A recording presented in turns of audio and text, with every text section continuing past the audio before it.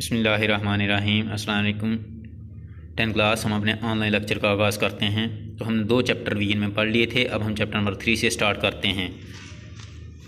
Chapter number 3 है हमारे पास variation. इस चैप्टर में हम क्या पढ़ेंगे? रेशियो, प्रपोर्शन, डायरेक्ट वेरिएशन और इनवर्स वेरिएशन के बारे में पढ़ेंगे। सबसे पहले हम रेशियो की डिफाइन पढ़ते हैं। A relationship between two quantities of same kind is called ratio. Same kind से मुराद के जिनका यूनिट एक सेम हो। If A and B are two quantities of same kind and B not equal to 0, then A ratio B is written as A ratio B, और अब fraction form क्या होगी? A बटा B। तो यहाँ तक आपने रेशियो की डिफाइन करनी है। उसके बाद remember that the order of the elements in a ratio is important. कि ऑर्डर जो होता है एलिमेंट का रेशियो में इम्पोर्टेंट ज़रूरी होता है।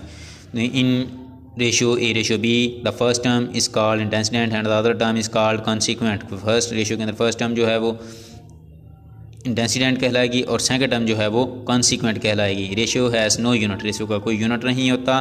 कुछ आगे टर्म्स दी हुई हैं, उनको आपने रेशियो में कन्वर्ट करना है। ये एग्जांपल आपने खुद से सॉल्व करनी है। उसके बाद आगे आता है प्रपोर्शन।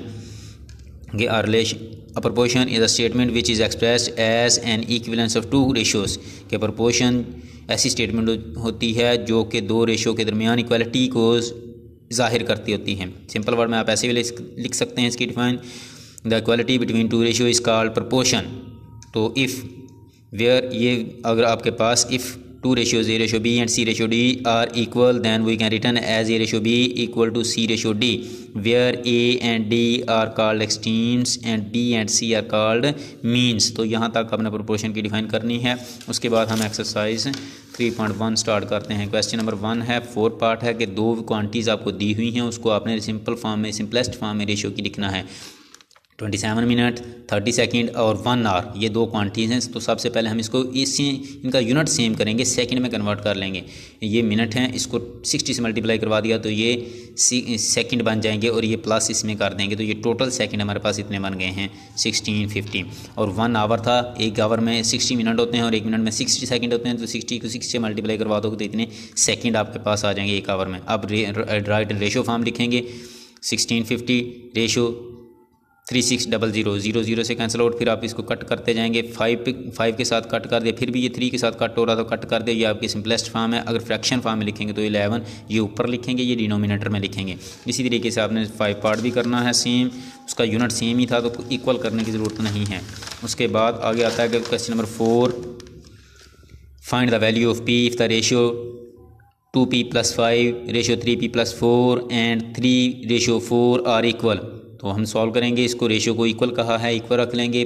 फार्मूला लगाएंगे, product of mean equal to product of extremes. तो ये जब आप रेशियो फॉर्म 2 रेशियो इक्वल होती हैं तो उनके प्रोडक्ट ऑफ मीन और प्रोडक्ट ऑफ एक्सट्रीम इक्वल होते हैं। तो ये हम फार्मूला यूज़ करेंगे, वैल्यू पुट करेंगे, मल्टीप्लाई करवा देंगे इन दोनों को। फिर P वाली वैल्यू एक साइड पे ले जाएंगे और कांस्टेंट वैल्यू एक साइड पे लेके आपने P की वैल्यू फाइंड आउट कर लेनी है। इसी तरीके से क्वेश्चन नंबर 5 भी आपने करना है, वो भी यही करना है कि 2 रेशियोज़ इक्वल हैं, x की वैल्यू फाइंड आउट करनी है। तो इसके लिए भी यही फार्मूला अप्लाई करेंगे, product of mean product of extreme.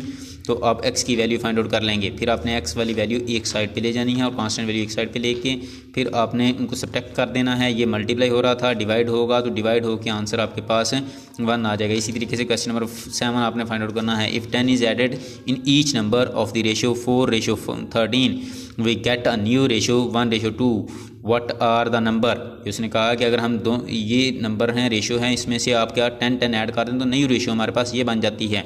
तो अब हम नंबर फाइंड आउट करें। Suppose that one number 4x और other number 13x। By condition 4x + 10 कर दिया और 13x + 10 equal to 1 ratio 2। Product of mean product of extreme करके हमने इसमें से x की वैल्यू फाइंड आउट करेंगे। तो जो x की वैल्यू आ गई फिर हमने नंबरों में उनको पुट करना है। इस तरीके से हमारे पास ये 8 और 26 2 नंबर आ जाएंगे। आज के लिए इतना ही काफ़ी है, यही आपने लर्न भी करना है। अल्लाह हाफिज़।